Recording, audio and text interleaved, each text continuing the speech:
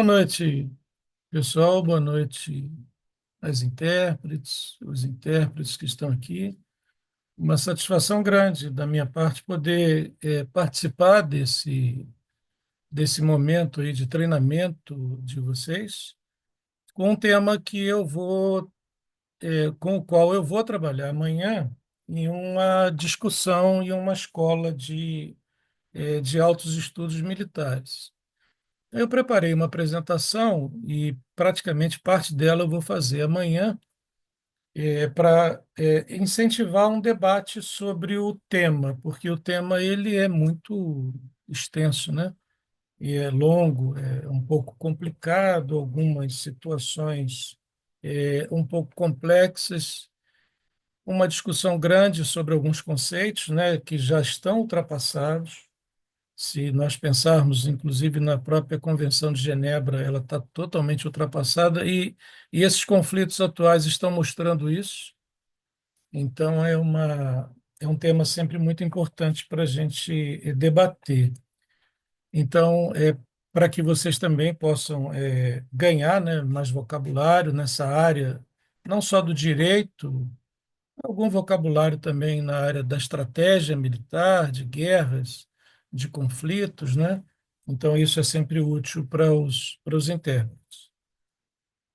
O tema, então, é esse: é o direito internacional aplicado aos conflitos armados, que carinhosamente nós chamamos no mundo estratégico de DICA, DICA.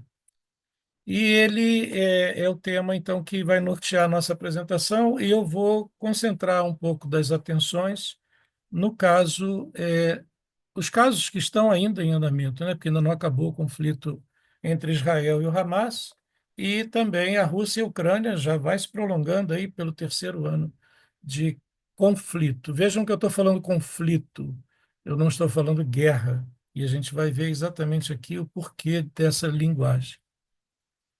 O roteiro que eu vou seguir é esse: eu vou fazer uma brevíssima introdução sobre o DICA, né, como que nasceu isso e baseado em que ele foi estabelecido, foi criado. Eu vou falar um pouco sobre os princípios fundamentais do direito internacional humanitário, que é o DIH.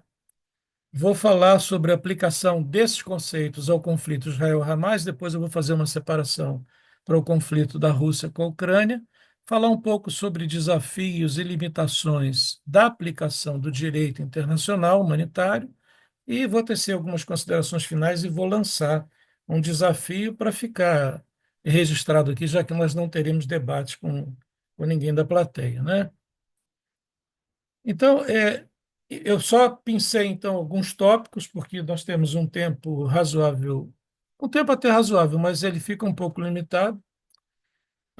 O que seria, então, o conceito, né, e os fundamentos do DIH, do direito humanitário, a diferença desses dois conceitos que eu estou trazendo aqui, que em latim a gente fala o jus ad bellum, que em português é o direito de ir à guerra, e o jus in bellum, que é o direito na guerra. Então, são duas coisas que para nós podem parecer um pouco paradoxais e até um pouco estranhas, né? Porque quem é que tem direito de ir à guerra?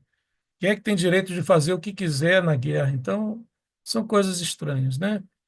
Vamos falar também sucintamente sobre os principais tratados, que na verdade são as convenções de Genebra, olha a data, 1949, e os seus protocolos adicionais que começaram a ser coletados em 1977 e vêm até praticamente 2014, com aquele primeiro conflito da Rússia invadindo o território da Ucrânia para anexar o que eles dizem ou diziam na época que tinham direito, que é a parte da Crimeia e toda aquela parte estratégica do Mar Vermelho. Então os russos invadiram, tomaram e o mundo ficou perplexo assistindo aquela ação que foi até rápida naquela época.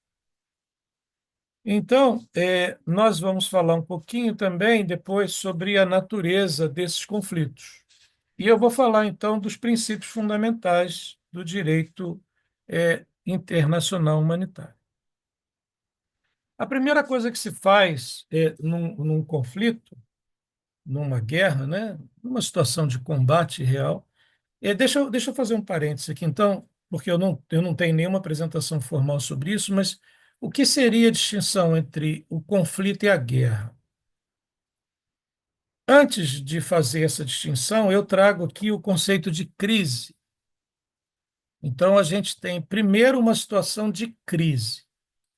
Essa crise ela pode ser uma escalada interna dentro do próprio Estado. Eu estou falando aqui, quando eu falar Estado, a gente entenda um país, uma nação, no caso de Israel e da Palestina, por exemplo. Então, a gente tem um ente internacionalmente reconhecido, que é o Estado. Ele, então, ele pode estar passando por uma situação de crise interna, uma convulsão interna.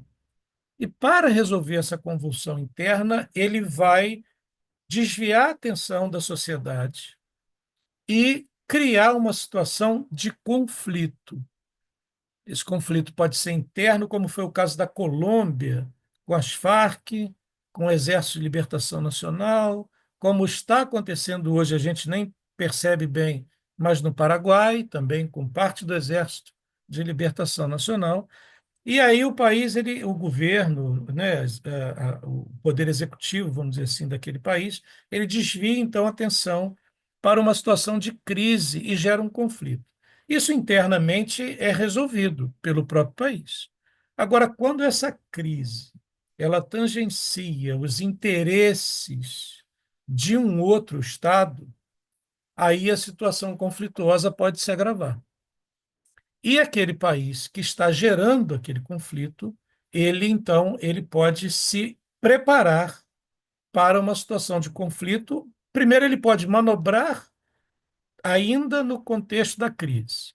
Ou seja, manobrar, que eu digo, movimentar suas tropas. Por exemplo, como a Coreia do Norte sempre faz com a Coreia do Sul, quando os americanos vão fazer exercício lá militares. Eles têm uma época do ano, todo ano os americanos vão para lá, eles têm umas bases enormes na Coreia do Sul, eles levam tropas e tropas americanas para lá, navios, e aí, quando eles começam a fazer esse exercício, o que que a Coreia do Norte faz? Movimenta suas tropas e navios para a fronteira com a Coreia do Sul.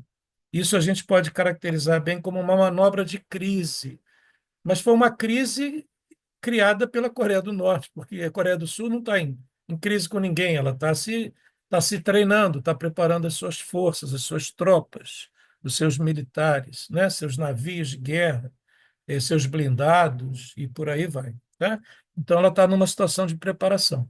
Voltando para cá, então, quando essa crise escala, a gente pode gerar uma situação de conflito. Qual a diferença de conflito para a guerra? É que a guerra ela é declarada de acordo com a própria Convenção de Genebra. Existe uma declaração de guerra. Essa declaração de guerra foi vista pela última vez na Guerra do Vietnã, que foi uma declaração formal. Na Segunda Guerra, na Primeira Guerra Mundial, na Segunda Guerra Mundial, todos os países que entraram na guerra declararam estado de guerra. Isso internamente para o país ou para o Estado gera toda uma situação e consequências socioeconômicas e outras mais. E aí, quando o país então declara uma guerra, ele então está em estado de guerra. Nessa situação que a gente vai falar aqui do Hamas com Israel, de Rússia com a Ucrânia, essa guerra não foi declarada. E aí entra uma série de nuances jurídicas em termos de Tribunal Penal Internacional, por exemplo, Corte Internacional de Justiça, a própria ONU, que seria uma entidade supranacional maior, ela não reconhece a situação como sendo uma guerra e não tem o que fazer, porque é uma situação de conflito não armado. Só que a própria Convenção de Genebra e os seus protocolos adicionais vieram para dizer que, mesmo que um país ou um Estado não esteja em guerra, se ele infringir qualquer regulamento, qualquer norma, ou qualquer crime, ou ele incidir em qualquer crime de guerra, ele estará sendo passível de julgamento no Tribunal Penal Internacional. Então, essa foi uma resolução da ONU que veio para dar vamos dizer assim, um ordenamento linguístico, vamos dizer assim, numa situação grave e real. Tá? E aí, então, diferença entre crise conflito e guerra, a gente tem essa noção agora um pouquinho mais clara. Então, nós estamos numa situação em que o país está num conflito, vamos chamar conflito genericamente. E aí nós temos que fazer a distinção entre o que são civis e quem são os combatentes. Se o país está declaradamente em guerra, todos aqueles que não pertencem à sociedade civil são combatentes. Se o país está numa situação de conflito, você tem uma mistura entre civis e combatentes, porque você pode ter grupos armados, você pode ter facções criminosas, você pode ter outros grupos armados infiltrados no país, como eu lembro o caso do Estado Islâmico, que ele se apoderou de uma situação e criou uma entidade que não existia antes. Eram grupos terroristas que se diziam parte da estrutura do Estado.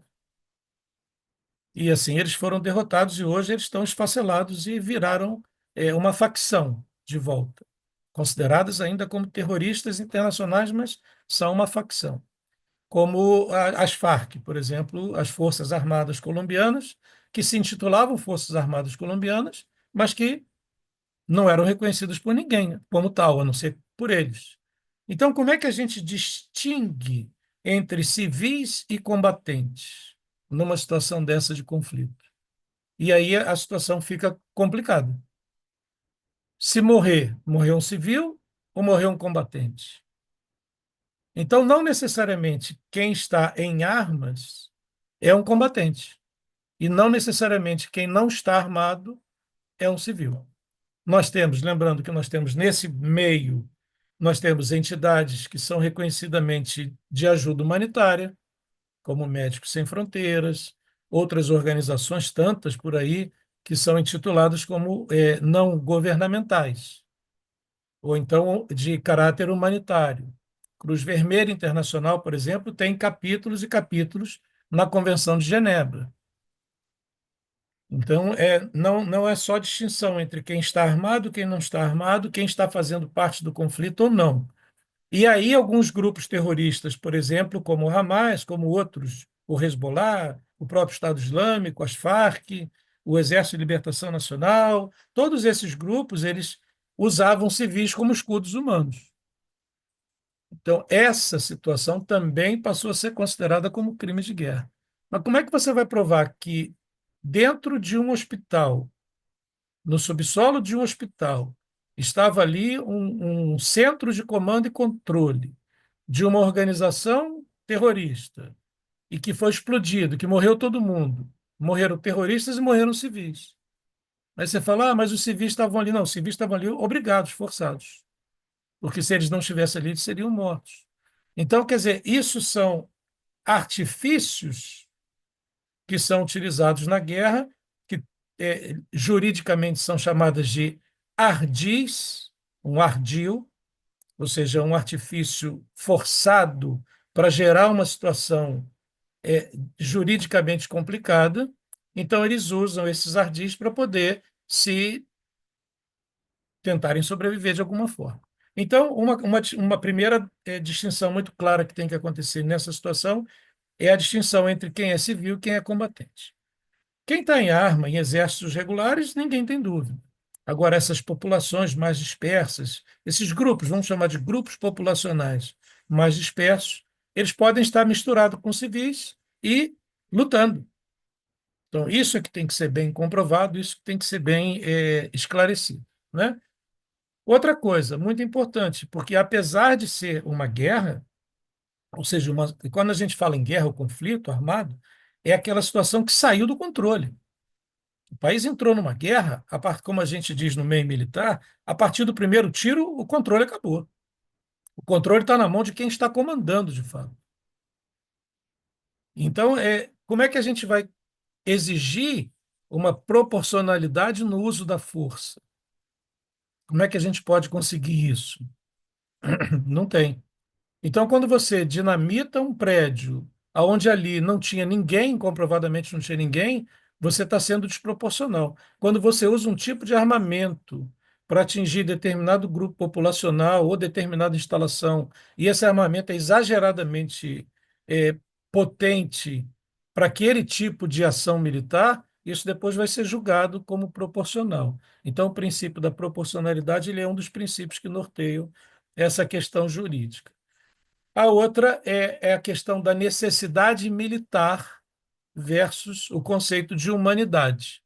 O exemplo que eu dei aqui foi claro, foi até para adiantar. Quando você ataca um hospital, que sabidamente ali embaixo está uma instalação de comando e controle de um grupo terrorista, que se você atingir aquilo, você vai desestruturar aquela célula de comando, você está usando um artifício militar, bélico, para atingir o seu objetivo.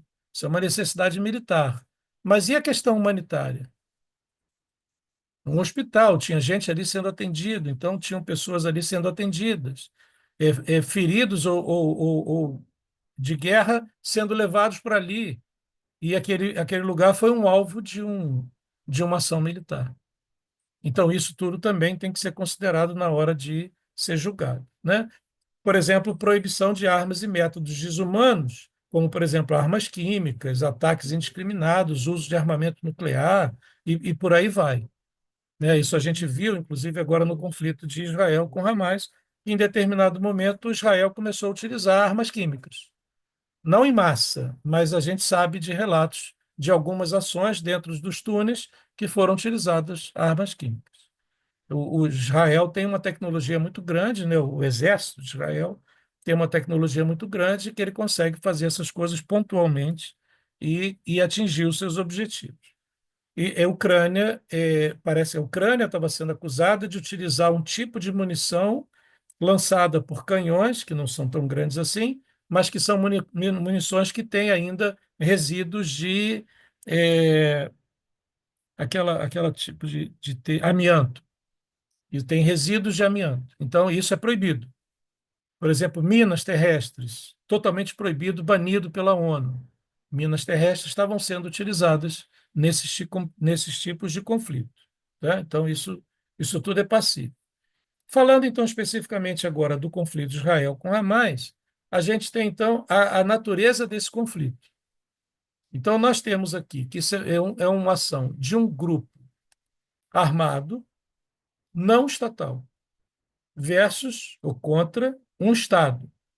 No momento em que o Hamas invade o sul de Israel, na faixa de Gaza, comete aquelas atrocidades, vamos falar, comete aquelas ações, eu não quero politizar essa questão, né? Então, comete aquelas ações, assassina 1.200 pessoas, faz 200 e tantos reféns, volta para o seu território, e aí Israel entra em ação sem taxativamente declarar uma guerra. Então, esse conflito ele está sendo caracterizado por um Estado contra um grupo armado. Mesma coisa aconteceu no Afeganistão, quando os Estados Unidos também não declararam e invadiram o Afeganistão e outros países ali da região para eliminar o Estado Islâmico e a Al-Qaeda, que era o núcleo central de organizações ligadas ao Estado Islâmico.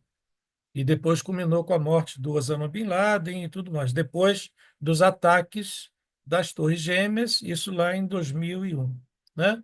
Então, esses conflitos eles são corriqueiros, eles vêm e voltam, né? Nós temos a situação de ataques a civis, isso bem caracterizado, muito caracterizado.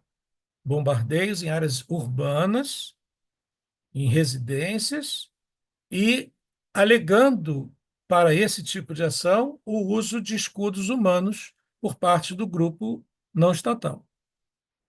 Isso tem que depois ser alvo de uma investigação detalhada que vai ter que ser feita pelo Tribunal Penal Internacional em algum momento, né? E, claro, ninguém vai conseguir entrar ali e acabar com o conflito. Conseguiu-se agora um cessar-fogo que parece que vai ser permanente, e tal, mas vamos ver o que vai acontecer. A caracterização, então, é essa. Então, nós temos prisões de combatentes e civis. Se nós não estamos numa guerra declarada, como é que eu vou fazer desse combatente um prisioneiro de guerra? A figura do prisioneiro de guerra é uma figura caracterizada pela guerra.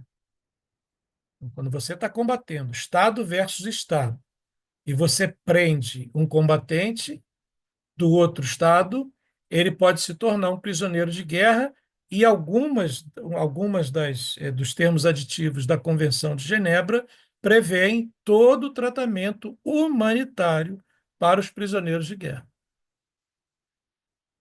Creio ou não, humanitário a gente não está, né? A gente está num conflito. E aqui, nesse conflito de Israel com Hamas, todo mundo que foi feito prisioneiro foi feito como prisioneiro político. A gente está ouvindo isso o tempo todo aí. São prisioneiros políticos, foram pessoas sequestradas. Então, eles estão negociando como se fossem sequestrados os israelenses que foram tomados pelo Hamas naquele primeiro momento e os palestinos que foram feitos prisioneiros estão sendo considerados como prisioneiros políticos. Em momento nenhum está se falando em prisioneiro de guerra. A gente vê isso na imprensa, a gente ouve isso na imprensa. A imprensa não sabe usar o linguajar correto, mas o linguajar correto são presos políticos. Eles não são prisioneiros de guerra, porque eles não são considerados combatentes.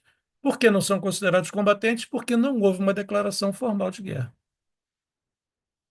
No final das contas, é a mesma coisa, mas juridicamente tem uma distinção.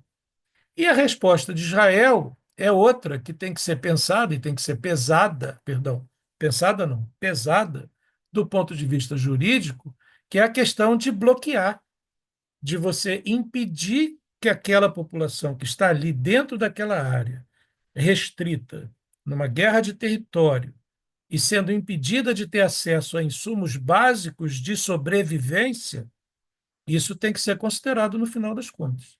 Então, as instituições de bloqueios e ataques a infraestruturas civis ou infraestruturas civis, isso tem que ser julgado, porque isso, teoricamente, não está previsto numa situação nem de guerra. Você pode atingir alvos que militarmente demonstrem a necessidade de reduzir a capacidade combatente do seu oponente numa situação de guerra. Quando você faz isso alegando que está fazendo isso numa situação de conflito, você pode estar cometendo um crime de guerra.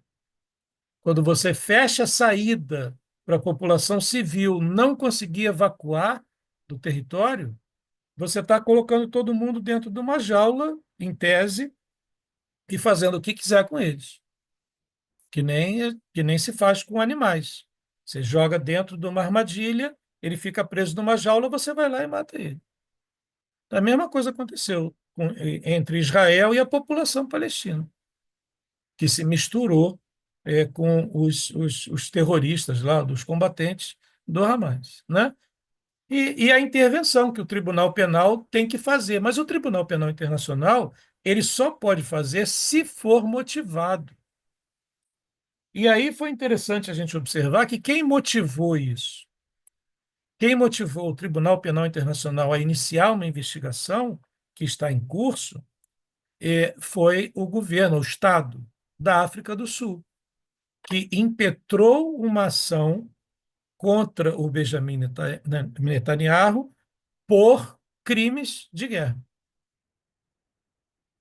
Então, isso é uma situação que gerou, então, esse processo, vamos dizer assim, essa ação que está sendo levantada, investigada, no Tribunal Penal Internacional. Como é que isso se aplica ao conflito, então, da Rússia com a Ucrânia? Voltando no tempo, eu comentei aqui de 2014, nós tivemos a invasão da Crimeia, e também a parte leste da Ucrânia, nessas duas regiões de Donetsk e Luhansk. Esse cinturão com esses três grandes centros urbanos praticamente dão todo o acesso que a Rússia precisa ter pela Ucrânia, passando pelo território ucraniano, para ter acesso ao Mar Vermelho. Então, ali você tem a saída militar naval da Ucrânia, da Ucrânia, que se estivesse na mão da Ucrânia, a Rússia não poderia passar por cima. O que que a Rússia fez? Foi lá, declarou que aquele território era dela, foi lá, invadiu e acabou. Chegou-se a um acordo, chamado Acordos de Minsk, e pelos termos desse acordo, aquela situação ficou por aquilo mesmo. A Rússia tomou posse e acabou, deixou de ser território ucraniano. Isso lá em 2015. Aí, em 2022, vem-se, então, fazer a Rússia, novamente, por uma decisão unilateral do seu presidente, e invadiu a Ucrânia, alegando retomada de territórios que, culturalmente, seriam territórios russos. Quando a gente puxa o histórico desse conflito e vai mais a fundo um pouco, todas essas regiões que a Rússia está ligando, que pertencem a ela, são regiões que antigamente, na época da República Soviética, eram território da Rússia. A Rússia era a capital da União Soviética. Então, isso tudo era parte da Rússia, não da Ucrânia. Então, existe uma distinção.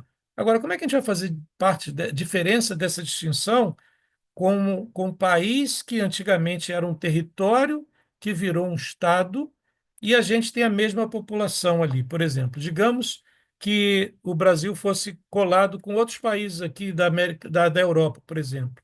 E aí nós teríamos a colônia portuguesa aqui no Brasil, no Rio de Janeiro, por exemplo, em São Gonçalo, que é a maior colônia portuguesa do mundo. E aí Portugal, se fosse vizinho nosso, fala assim: não, eu vou invadir São Gonçalo porque eu estou invadindo uma coisa que era minha.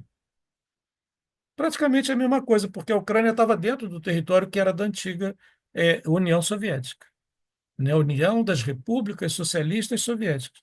E aí a questão evoluiu, a Ucrânia virou um Estado e a Rússia virou um Estado, e um Estado não pode sair invadindo o outro alegando essas questões culturais. Então, se a gente for buscar a gênese dessa guerra, a desculpa esfarrapada, a gente poderia falar assim, né? A justificativa, a Rússia está alegando questões culturais para poder invadir um outro Estado, dizendo: não, isso aqui tudo foi meu, então eu quero tudo de volta. E é assim que está acontecendo, né? Isso está acontecendo desde 2022, nós já estamos indo para o terceiro ano dessa guerra, terceiro ou quarto ano dessa guerra. Então, a violação, isso foi a violação da Carta da ONU, porque a Carta da ONU fala do direito à guerra. O jus ad bellum é o direito à guerra, ou seja, eu tenho direito a combater e eu tenho direito a tomar o meu território porque eu digo que ele é meu. Acabou. E aí, o que nós vemos categoricamente já afirmado pelo Tribunal Penal Internacional, por conta dos conflitos de 14 e 15, são crimes de guerra com execuções sumárias de população civil e deportação forçada de crianças ucranianas para a Rússia, alegando que eles são cidadãos russos e que estavam vivendo em território ucraniano.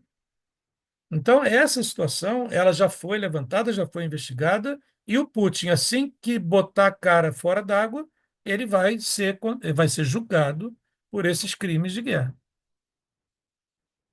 Idem o que vai acontecer com o Netanyahu. Assim que ele botar a cabeça fora d'água, alguém pega ele e vai botar na cadeira dos réus, né, no banco dos réus. Idem ataques contra a infraestrutura civil. Bombardeios em massa, hospitais, escolas, redes elétricas, usina elétrica, tudo que pode ser danoso para a população civil daquelas regiões da Ucrânia que não pertenciam à Rússia, foi feito. Chegaram, inclusive, à capital, a Kiev. Então, quer dizer, eles não só não se contentaram em retomar o território que eles julgam que a Rússia pertence, e ali eles causaram o mínimo de dano possível, claro, e nos outros territórios eles botaram para baixo, eles botaram abaixo, vamos dizer assim, né? E o Tribunal Penal Internacional já tem várias ações nessa guerra da Rússia com a Ucrânia, já tem várias ações levantadas pela própria Ucrânia e por outros países que denunciaram, e já existe mandado de prisão para prender o Vladimir Putin. Como é que isso funciona, então, com relação ao direito internacional humanitário? Que humanidade existe nisso tudo aí, né? Na verdade, não existe. É uma situação extrema que a gente não vê humanidade na guerra. Se alguém vir humanidade na guerra, tem alguma coisa meio fora do lugar, né?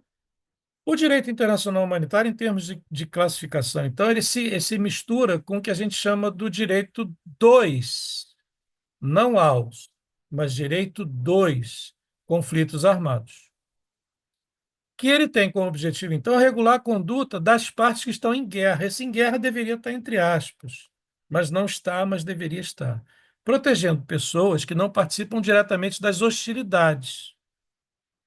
Aplica-se independentemente da legalidade do conflito em si, ou seja, mesmo que um Estado esteja em guerra de forma ilegítima, ainda assim deve obedecer às normas do direito internacional humanitário, e esse direito internacional humanitário é o que dá todo o arcabouço para a Convenção de Genebra e vice-versa. A Convenção de Genebra moldou o atual arcabouço jurídico que corresponde ao direito internacional humanitário. E aí nós falamos, então, em direito à guerra, direito de fazer a guerra e direito dentro da situação de guerra. Aqui, então, está uma definição bem mais explícita, né, do que seria isso, tá? Então, o jus ad bellum, então, é o direito à guerra, é o direito que os estados julgam que têm de resolver os seus interesses. Nas relações internacionais, a gente costuma dizer que os estados não têm, vamos dizer assim, amigos, não tem parceiros, até podem ter aliados, podem ter tal. Mas os estados têm interesses. E os interesses é que regulam a situação dos estados no concerto das nações, chamado Concerto das Nações, com C, né? Ou seja, o tabuleiro do mundo. Os estados, então, são movidos por interesses. Quando o interesse de um estado ele atinge ou ele vai de encontro, ou seja, vai contra o interesse de um outro Estado, daí pode surgir uma crise, um conflito ou uma guerra, dependendo da vontade do Estado de resolver aquele interesse. E quando um Estado, então, ele diz que ele tem direito de ir à guerra, vamos colocar essa guerra sempre em aspas, que agora a gente já sabe a diferença, né? Ele tem que seguir determinadas normas. Não é assim, vou, acabou, não. Ou seja, quando que é legítimo recorrer à Força Armada? Em que situações? Então, o artigo 51 da Carta da ONU, da Carta das Nações Unidas, ele legitima esse direito de ir à guerra. E lá estão, então, lá estão explícitas as condicionantes que ele pode fazer isso. E no momento em que ele vai à guerra, contra um outro Estado, os dois Estados envolvidos, ou até mais, né, dois, três Estados envolvidos, eles passam a ter que cumprir o direito na guerra. Então, eles têm que cumprir, eles têm obrigações a cumprir, porque eles têm que seguir normas que regulam como a guerra deve ser conduzida. Por exemplo, obrigação, em termos até de resoluções da própria da ONU, com relação à proteção de civis, proteção de armas desumanas, como eles passaram a chamar, né? Aquelas armas, por exemplo, artefatos nucleares, artefatos químicos, né? Bombas de destruição em massa, tudo aquilo que não está previsto dentro do uso. Eu falei aqui minas terrestres, minas contra tanques blindados, né? Mísseis contra navios. Então, são uma série de armamentos que são proibidos de utilizar na guerra. As chamadas bombas inteligentes que se fragmentam no ar enquanto estão sendo percorrendo uma trajetória até o seu objetivo, e elas ali elas se explodem e elas se fragmentam em pequenas outras bombas, e essas bombas vão atingir outros objetivos. Esse tipo de munição, por exemplo, é uma munição proibida, né? E a questão do tratamento de prisioneiro, seja prisioneiro de guerra ou seja um prisioneiro político, como a gente falou aqui. Tá? Então, apesar das atrocidades que uma situação de conflito ou guerra traz, existem normas que devem ser seguidas. E essas normas que vão balizar depois as ações que vão julgar os criminosos de guerra pelos crimes que eles cometeram ou mandaram cometer em seu nome, né? E quais são as fontes, então, desse direito humanitário? Em cima de que documentos, em cima de que normas, em cima de que arcabouço legislativo o tribunal se debruça? É a Convenção de Genebra, são as convenções, perdão, de Genebra, são várias convenções, que são vários tratados que visam prioritariamente proteger civis e combatentes no que se chama hors de combat, que são aqueles que estão fora do combate. São os civis que são usados como escudo humano, são os civis que estão ali para trabalhar, por exemplo, em algumas fábricas, até mesmo para produzir armamento para o Estado que está em guerra, mas eles ali são considerados não combatentes. Se eles forem atingidos, eles são. Quem atingiu é passível de ser condenado por isso. Os protocolos adicionais, que desde 1977 reforçam essa proteção em conflitos internos e internacionais. Quando a gente fala conflitos internos, é aquilo que eu falei da crise, né? A crise pode ser interna, mas ela pode ser interna contra um agente externo, mas que está dentro, inserido no território do outro, tá? Como, por exemplo, nós tínhamos, até pouco tempo, no Líbano, o grupo Hezbollah, que não era um grupo terrorista, não era um grupo armado só, era um grupo que tinha representação, inclusive, no governo, no Estado. A lei, as leis, né, as normas, as leis do Líbano prevêem até hoje que determinado cargo deva pertencer a determinado grupo religioso ou deva pertencer ao Hezbollah. Então, digamos, o vice-primeiro-ministro tem que ser alguém eleito pelo Hezbollah.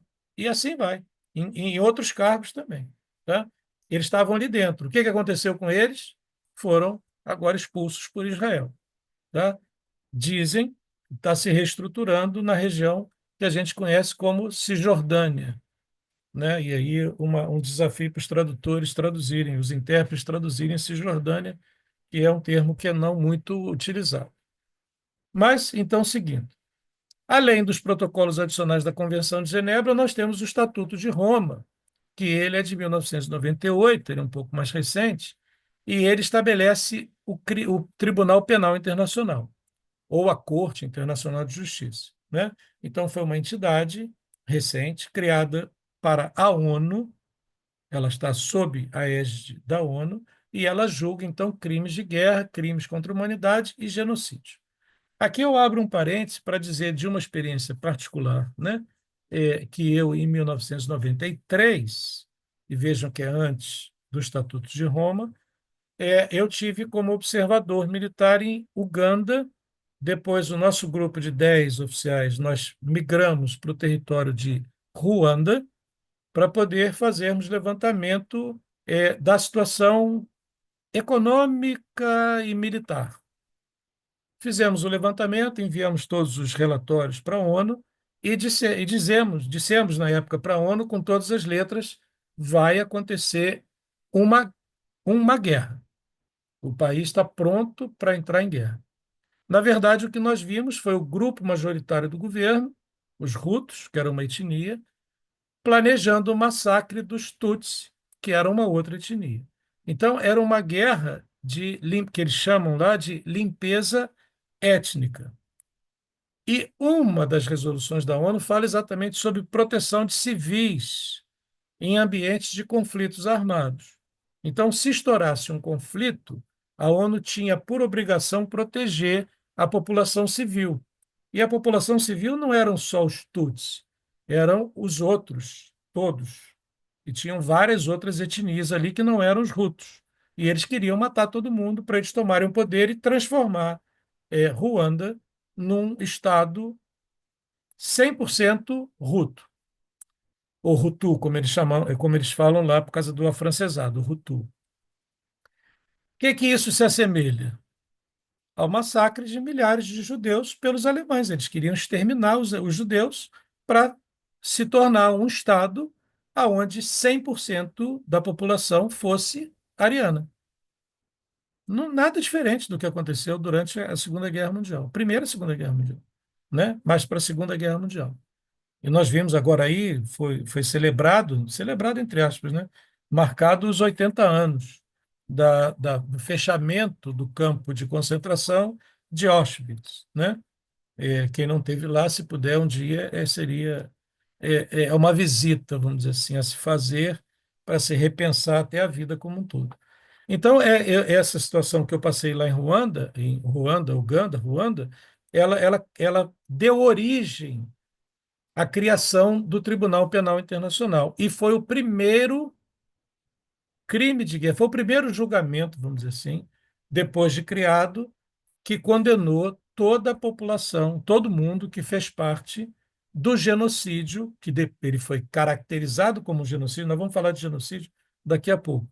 Foi caracterizado como um genocídio porque taxativamente, era uma forma do Estado, quer dizer, o Estado que iria ser instituído porque os guerrilheiros iam tomar o poder do Estado, tanto que assassinaram o presidente, e tomaram o poder, se declararam poder, ou seja, representantes do Estado de Ruanda, e tentaram eliminar todas as outras populações que não fossem Hutu.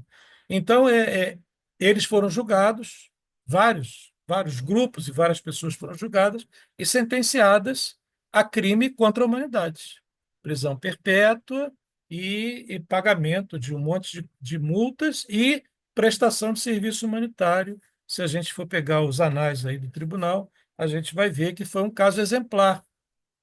Mas o líder guerrilheiro que tomou o poder é o presidente de Ruanda até hoje, e o grupo que estava com ele está lá com ele.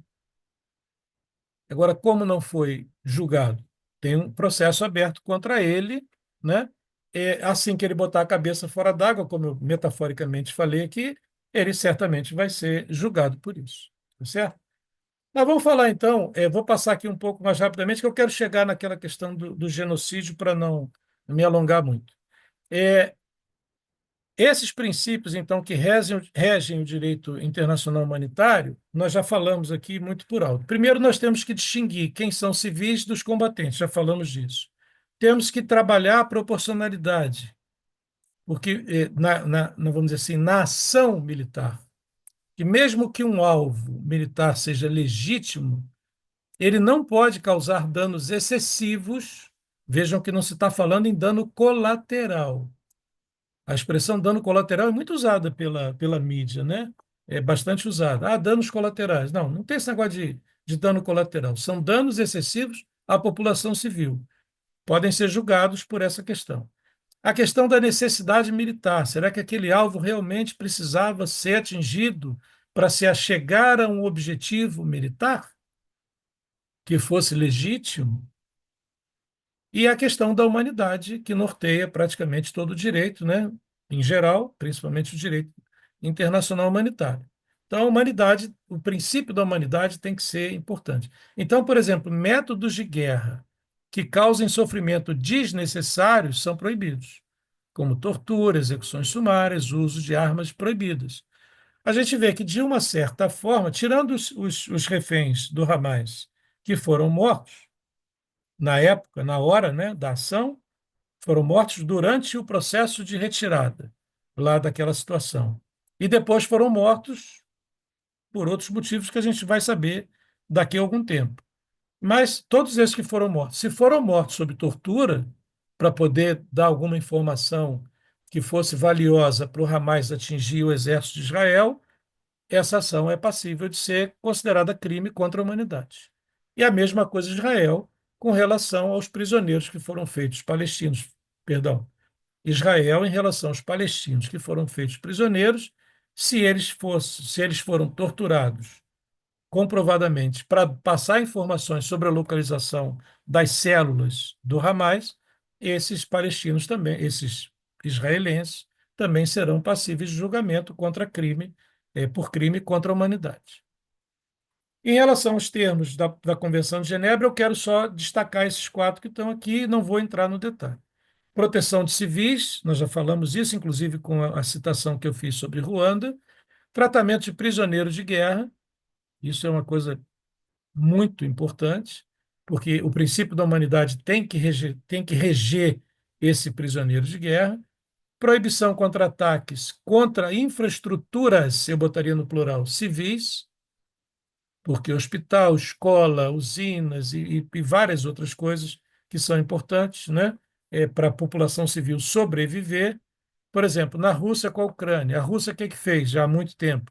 Destruiu praticamente todas as linhas de transmissão de energia, destruiu alguns gasodutos. O que que isso acarreta num país que vai enfrentar o inverno, né? E não tem gás para poder manter o aquecimento das residências.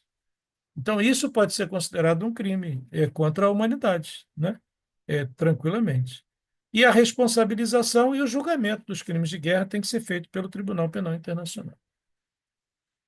E eu vou deixar aqui, então, para vocês a questão do que eu falei, primeiro do genocídio, mas eu vou deixar essa frase aqui para vocês darem uma lida, porque eu trouxe aqui uma anotação à parte sobre essa questão do genocídio, porque é uma questão, ela é muito importante, eu acho, nesse contexto, né? Eu vou, inclusive, acrescentar aqui para a minha fala de amanhã. É só rapidamente aqui vou falar para vocês. Primeiro, quando a gente fala assim, é genocídio, está sendo cometido um genocídio contra a população palestina. Não, não deixa de ser, não deixa de ser. Por quê? Primeiro, porque bom, vamos botar assim, em termos legais, para efeitos de julgamento pelo Tribunal Penal Internacional, tem que ser comprovada essa intenção genocida. E aí a gente sabe que Israel argumentou na sua ofensiva, isso a gente ouviu pela mídia. A gente não leu os documentos militares de Israel, né? Mas a gente ouviu pela mídia que a intenção de Israel era eliminar o Hamas. Quando você fala eliminar o Hamas, você pode ter duas interpretações ou mais. Primeiro, eliminar a capacidade militar do Hamas, ou eliminar todos aqueles que pertencem à organização terrorista Hamas. Eu estou falando da organização terrorista porque ela é reconhecida internacionalmente como tal. É um grupo terrorista. Então, se essa segunda intenção ela estiver taxativamente nos planos militares de Israel, Israel pode ser condenado, sim, por genocídio. Isso caracterizaria o genocídio. Agora, se lá estiver escrito eliminar as células de atuação do Hamas, não necessariamente é um genocídio. É uma matança, é uma desgraça na humanidade? Não há dúvida que é. Agora, a gente aqui chama de genocídio porque é genocídio. Genocídio comprovadamente foi. Tem alguns casos, tem 3 ou 4 casos caracterizados na história. O de Ruanda foi um deles, né? Tem um caso nas Filipinas, tem um outro caso na África do Sul e tem um caso num outro país agora que não me recordo. Mas esse de Israel contra os palestinos não deixa de ser. Agora, para ser comprovado como genocídio, isso tem que estar explícito nas intenções militares ou bélicas do exército ou do Estado, né, do governo de Israel. Tá? E como é que você caracteriza esse genocídio? Pelo que se chama de uso de guerra assimétrica, praticado pelo Hamas, porque é um grupo terrorista, reconhecidamente, como eu já falei. Então, o Hamas ele não pode praticar uma guerra simétrica ou chamada guerra convencional, porque ele não é um Estado instituído. Ele tem seu exército? Tem. Mas como é que esse exército é? O que que ele tem? Ninguém sabe. É como grupos guerrilheiros. Eu falei aqui da Farc, falei do Exército de Libertação Nacional, a Frente de Libertação Nacional, o Exército de Libertação Nacional. Então, a gente tem grupos terroristas que têm as suas células.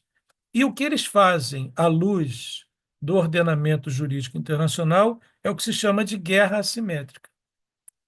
E também na questão do genocídio tem que ser comprovada essa proporcionalidade do uso da força num contexto militar.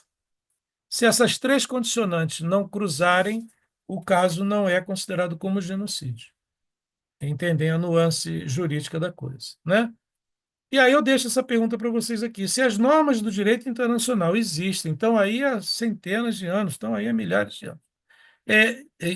Vamos botar assim, no papel mesmo, né? Desde 1949. Mas é, como é que a gente continua ainda vendo tantas violações disso sem que nada aconteça? O americano, falando, aproveitando e falando, que senão eu vou ficar falando só de Israel contra a Palestina, tá? O americano foi lá no Afeganistão, invadiu o Kuwait, alegando falsamente, agora todo mundo sabe que é falsamente, a produção em massa de armas militares para destruição em massa, e não se encontrou nada disso. Inclusive, um brasileiro era o chefe da comissão da ONU. E chegou lá e não encontrou nada disso. E o americano foi lá e matou Saddam Hussein. Enquanto não matasse Saddam Hussein, não acabava com o negócio. O que que aconteceu? Nada. Absolutamente nada. Então, a gente vê exemplos de crimes sendo cometidos o tempo todo e nada acontece. O tal do Lukashenko, que é o presidente aí da Bielorrússia, acabou de ser reeleito pela enésima vez, ele comete crimes contra a humanidade o tempo inteiro. E quem vai chegar lá e dizer que ele é um criminoso? Ninguém. Ele está protegido pela soberania do Estado. Parece uma hipocrisia, mas a ONU respeita essas coisas. Ela respeita a territorialidade. E assim vai. Agora, sai do país. Se for capturado, vai ser julgado por crime contra a humanidade. Tá?